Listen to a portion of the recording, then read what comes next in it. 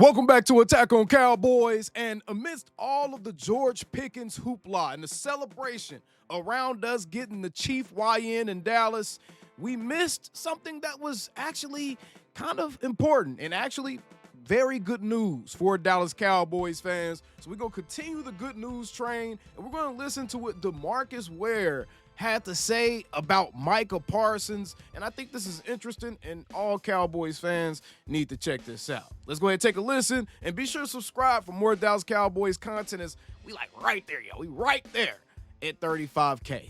Let's get right into it.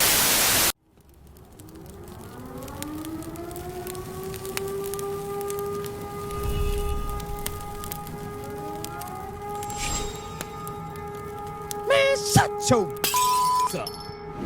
All right, so this is Demarcus Ware on the Up and Adams show featuring Kay Adams. Let's take a listen to this. Conversation happened, you and Micah. It was at Tyron Smith retirement. Yeah. So we were there and talking to him, and we've been talking ever since. D, what I need to do, bro? Like how? And from a former player, getting that feedback, that want to from him. That's what I've been looking for, and that's showing humility from him, right? He's the top of the top. He's showing humility, but also, hey, I want it from the best, a guy that I played. That's what I like to hear. So just in case you guys are kind of missing out on some of the context of this, essentially Demarcus Ware is discussing how ever since the Tyron Smith retirement ceremony, Micah Parsons has been essentially like a leech on him. He's been trying to soak up all of the knowledge, all the information, all of the advice that he could possibly get from the Hall of Famer as it pertains to leadership and kind of taking those next steps as not only a player individually, but having an impact on the rest of your unit, the rest of your team, and kind of how to do things the right way. So you love to hear anytime a young man gets to a point to where he understands like, hey, I don't have all the answers. Maybe I do need to take into account some of the things that my elders are telling me, people that have already been there, done that. Life is cyclical. Everything in life, it happens over and over again. So we're not experiencing anything for the first time, y'all. So we got to understand that we just have to take the lessons that our elders have learned, our predecessors have learned, and put them in proper context to fit our specific situation. And I love that Micah's doing that with Demarcus Ware. Let's keep listening though. Want to play like and playing like right now and can get it done.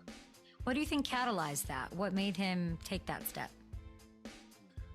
To be honest with you, I That's a really good question. think he's at a point right now where he's changing so many things in his life, and he's maturing. And what I mean by that is maturing spiritually, maturing from a family standpoint, and saying I want to be a better man.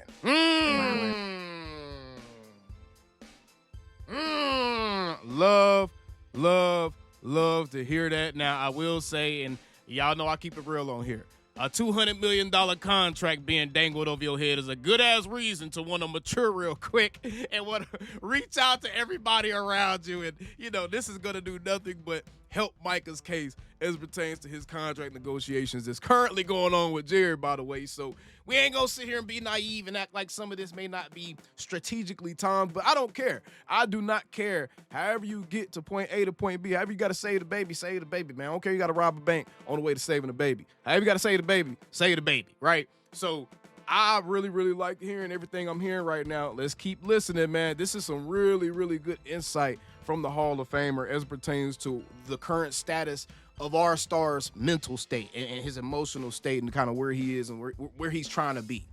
And when he starts talking to me like that, I know that now you can be a better captain on the football field to lead those guys too as well. What's the advice you give him when he's asking you these questions? What's the one thing that you tell him?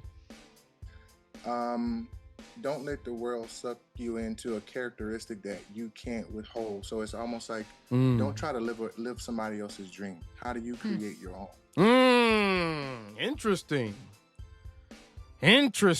Now that could be, something in his own personal life as far as not trying to live up to the goals and standards that your parents or your people around you may have set for you. Instead, kind of look for your own. But that's a very interesting piece of advice that he gave him there. Okay. And I told him, the hard work that you put in, that nobody sees. It's not going to get noticed, but it get gratified when you're out there sacking the quarterback and they say, how do you do it? Because I've been doing this for 40 hours a week. Right. Or when you see the next man and you have that C on your chest, how can now your position be poured into some of those other guys and you see them get better? Right. That's when you start seeing the whole team, get better. And it's not a you thing. Okay. Because you already got it. How can I sort of be a catalyst and ignite some of those other guys? Okay, so Micah's trying to figure out right now, how can he impact the rest of his teammates? What's the best way to go about leading other guys? And that's a slippery slope to be on, because I'm going to be honest, man, leadership is subjective. It's dependent upon the person. It's dependent upon that specific individual, and what worked for Demarcus Ware may not work for Micah Parsons per se, right? Because it depends on your personality type, how people view you, the perception you've already created about yourself, how you may be going about leading, how you're comfortable leading, the leadership styles. There's different styles of leadership. So it's hard to go to someone and ask for one-to-one advice on leadership. I think the best advice you could possibly give anybody, and the advice I would give someone like a Micah Parsons, is, bro, as long as the people around you can see that you're going about your business, that you're invested in not only what you have going on, but the success of others around you. You're invested in their success as well, and you're handling your business each and every day, and you're doing the right things. You're setting the example, and you're doing the right things even when no one is looking, even when Jerry and Steven and all them boys can't see y'all doing the right things. When you have those guys over your house watching film with them, and you're eating the right way, and you're looking out for their well-being, you making sure the guys are in the playbook and stuff like that. You just have to lead by example, bro, because in a sport like football where you're dealing with a bunch of alphas, y'all got to remember, bro, yes, there's 53 men on an NFL roster, but these dudes were all alphas in their own right at some point in their lives. You can't just go in there and try to strong arm leadership. You can't try to force leadership, because to some degree, all of these guys have leadership qualities to some degree, because you can't get to this level without being a self-motivator, right? You can't get to this level without being a self-starter. You don't want to strong arm it, and you don't want to do it in a disingenuous way. You want to make sure that you're doing it in a way where it kind of just naturally falls into place and the guys respect the example that you set each and every day. I think that's kind of the same thing that Dak did. I don't think he went into the locker room trying to be a leader necessarily. I don't think he went to the locker room trying to take over in place of a Tony Romo. I think that guys just kind of seen how he treated others, how he went about his business, the fact that he was the same guy with every single person, no matter what, the fact that he took time to relate to guys, to understand what buttons to push with guys. And at the end of the day, leadership is the ability to influence others to accomplish a mission in the manner desired by providing purpose, direction, and motivation. And you as a leader, you're going to have to figure out what is each and every one of those guys in your unit, what is their purpose, direction, and motivation that's needed, and how can you push those buttons, right? So I don't think that the fact that you want to do it, the fact that you care that much, I think that's enough. Just feed off of that, and then just do what feels natural, bro. Just do the right things each and every day that a professional football player that's really trying to take that next step should be doing, and making sure that you bring guys along with you, right? You can't force guys to come along with you, but always extend that opportunity for guys to be led, right? And eventually other people will fall into place. And I think that that's going to happen naturally for Micah Parsons, especially if he continues to have that same zest about wanting to take that role, right? But either way, appreciate y'all for tuning in, man. This was a great bit of information from Demarcus Ware. And again, this came out around the same time that the George Pickens trade dropped, and it may have been kind of drowned out, but I did want to make sure that we all absorb that positive information about Micah Parsons and kind of where his focus is this summer.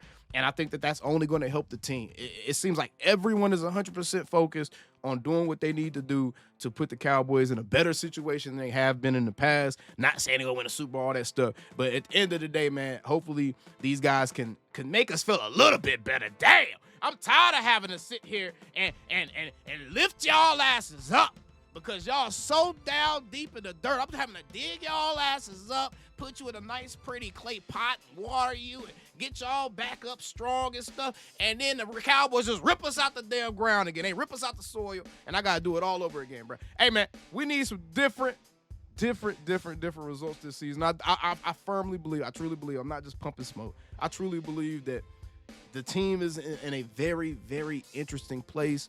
And if this energy and what's going on around the Cowboys is honed correctly, and these guys do what they're supposed to do from top to bottom, I do think that we're in store for a damn good season. But either way, y'all know how always in these videos. It's a real Hawaiian party. You cannot get in. Pickens off the Drake and Dak off the head. How about them Cowboys? Happy Mother's Day, man. Calling me, texting me, paging me, asking me, am I still them boys? Y'all usually check on me. Listen. I'm still them boys. Hey! Woo! Hey!